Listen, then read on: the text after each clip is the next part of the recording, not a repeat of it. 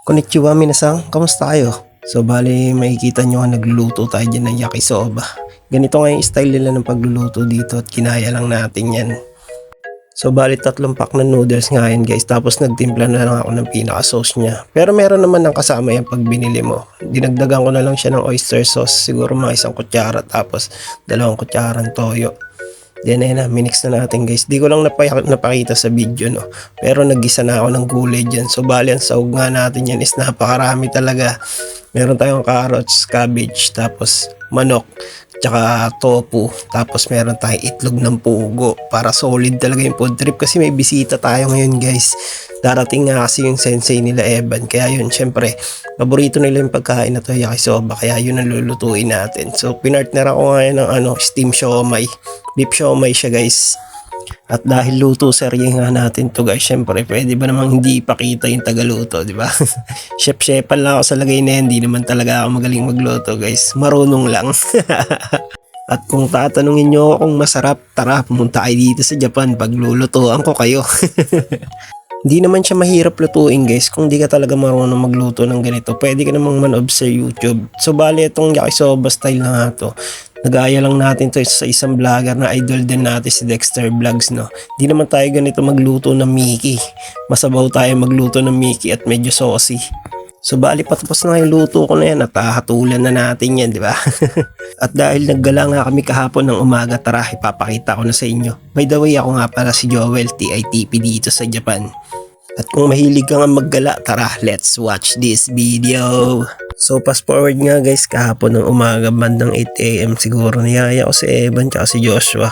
So bali magpupunta talaga kami sa kaisya namin kasi nga naiwan ko yung helmet ko at may pasok ako ng linggo. Hindi tayo pwedeng pumasok na walang helmet. So sa dinaanan nga natin, dami nating itik na nakita at yan binidyoan natin.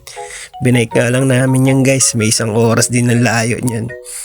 At dahil pumayag itong mga kasama ko, may kapalit naman yan guys. Sabi ko may magandang view doon at pupuntahan namin yon. Kung tawagin nga yung lugar na yun guys is Kashimajingo Shrine, West First Story. Isa nga rin yung guys tourist spot at eto siya guys. So bali malaking arko yan na nakalubog sa lawa or ilog. Napakaganda ng lugar na yan guys at pinupuntahan talaga ng mga Nihonjin tong lugar na to. Marami din talaga nagpipishing dito. At syempre, kukuha na rin tayo ng mga picture natin dyan para may remembrance tayo. Medyo malayo-layo lang talaga to. Nakakapagod siya magbike pero sulit naman pag narating mo. Sakto tong lugar na to kung trip mo magmuni-muni or broken hearted ka. Napakatahimik, walang gagambala sa'yo. Pero mas magandang puntahan to guys pag palubog na yung araw, bandang hapon. Umaga kasi kami nagpunta rito guys. Tinabot na nga kami ng tanghali dyan, kaka TikTok namin at saka picture. So nung napagod ako, naupo muna ako dito at tinignan ko muna yung arko na yan. Napaisip nga ako kung bakit ba ako iniwan talaga ng ex ko. Hindi, joke lang. Baka isipin nyo naman sad boy ako, hindi po no. So bago mag 12:00 guys, umuwi na rin kami niyan at gutom na rin talaga kami kaya nagkahiyaan kaming kumain ngayon. At syempre, paborito namin food trip dito sa Saizeriya. Mura lang kasi yung mga pagkain dito guys kaya madalas talaga namin puntahan to. So dyan na nga kami manananghalian kaya tara food trip tayo guys at papakita ko sa inyo yung ambience dito. So pagdating namin dyan napakarami talagang kumakain kasi nga lunchtime ng mga oras na to. So bali si Evan nga in charge sa pag-order. Nililista niya na lang yung mga order namin guys para pagtapos namin kumain isang bayaran na lang. At pag uwi saka namin paghahati-hatian kung ano ba yung mga in-order namin. Nakalista naman kasi yun. So eto nga yung ambience guys. Napakasarap kumain dito, solid. Okay lang yun. Oishi desu ka?